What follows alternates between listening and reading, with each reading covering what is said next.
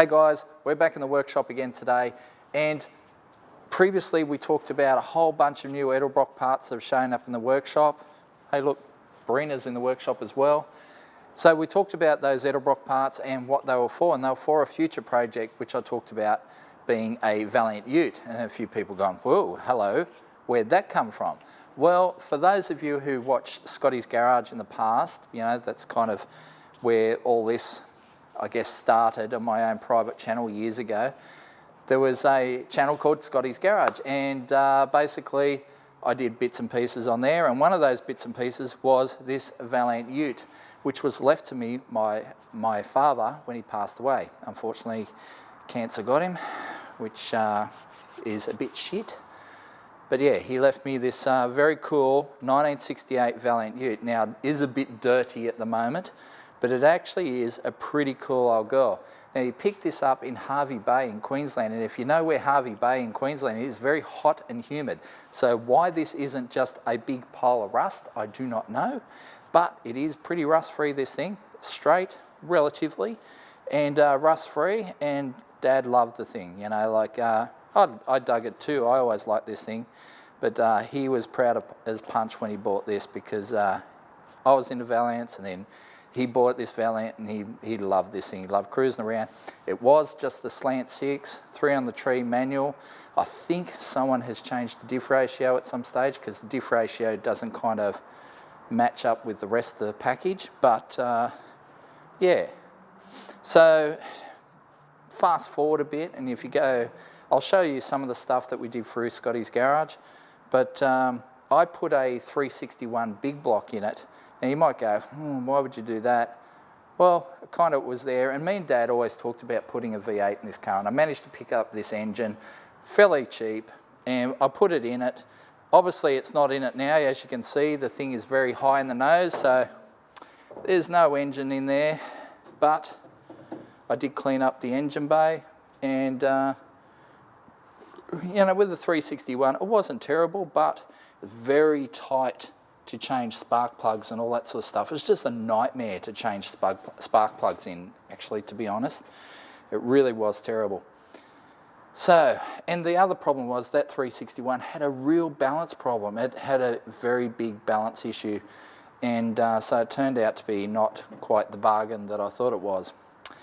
So I pulled that engine out, and I managed to pick up a 318 V8, again, relatively cheap, so who knows how good that is. But this time I'm going to go through that one. It's obviously, it's got a bit of dirt and grime on it at the moment, so I'm going to give it a good clean up, pull it down. It is a freshly built motor, but it's also, you know, got a bit of dirt and stuff that's found its way into the storage bag. So I will pull it down, give it a good clean up, and then so the 318 will go in this with Edelbrock heads, Edelbrock intake, dizzy, water pump, the whole deal. We're going to put probably pacemaker extractors on it, and this thing should be quite nice with that sort of combo in it. For a transmission, we've got a transmission in the back here that I picked up again a few years back. It's been sitting in storage ever since, but that is a remanufactured, what they call 999. So everyone's heard of Torque Flight 904s and 727s. Now 727's the big boy, that's what we've got in Mr. Dodgy there. A 904 is the baby of the group. Well, the 999 is a 904 with 5-disc clutch packs in it, so more strength, and a low first gear. So instead of a 245 low first gear, these have like a 273 or 276, something like that. So they're actually, you know, in, I won't say high demand, but you know, it has extra planetaries and stuff like that as well. So instead of 3 planetaries, they've got 4 planetary gears.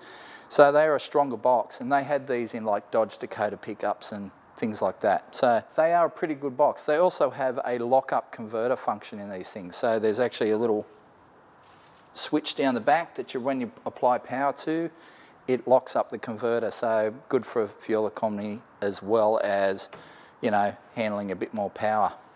So brand new transmission, basically a brand new engine into this thing is going to be pretty mint. Now I've got to do a few other things, like it needs a very good clean up, obviously. And I might go around and start fixing a couple of the little bits and pieces, like it's got a dent there.